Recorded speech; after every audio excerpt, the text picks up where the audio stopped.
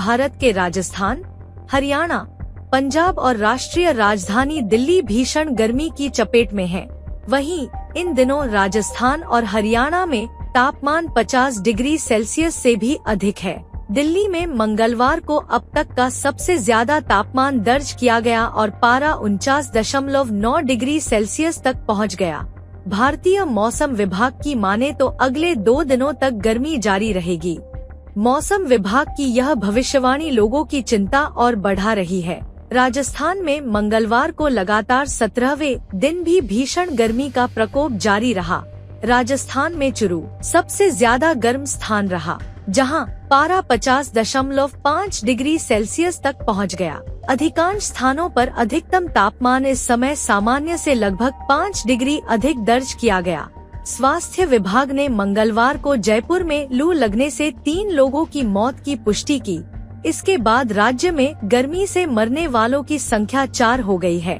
इसी तरह अन्य राज्यों से भी गर्मी और लू के चलते लोग बीमार हो रहे हैं और मौत की घटना भी सामने आ रही है।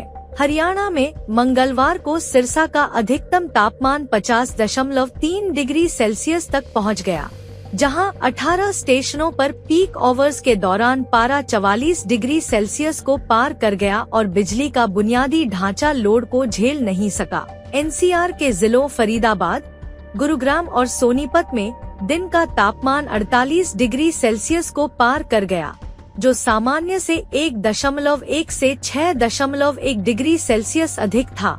जिन स्थानों पर सर्वेक्षण किया गया उनमें हिसार में बालसमंद में 49.3 डिग्री सेल्सियस, नूंह में 49 डिग्री सेल्सियस, महेंद्रगढ़ में 48.8 डिग्री सेल्सियस, जींद में 48.7 डिग्री सेल्सियस, नारनौल में 48.5 डिग्री सेल्सियस, हिसार और फरीदाबाद में 48.4 डिग्री सेल्सियस, झज्जर में 48.2 डिग्री सेल्सियस, चरखी दादरी में 48.1 डिग्री सेल्सियस, सिरसा में ओटू में 48 डिग्री सेल्सियस, रेवाड़ी में बावल में 47.7 डिग्री सेल्सियस, रोहतक में 47.5 डिग्री सेल्सियस, महेंद्रगढ़ आउटर में 47.2 डिग्री सेल्सियस, गुरुग्राम में 47 डिग्री सेल्सियस के बीच दर्ज किया गया।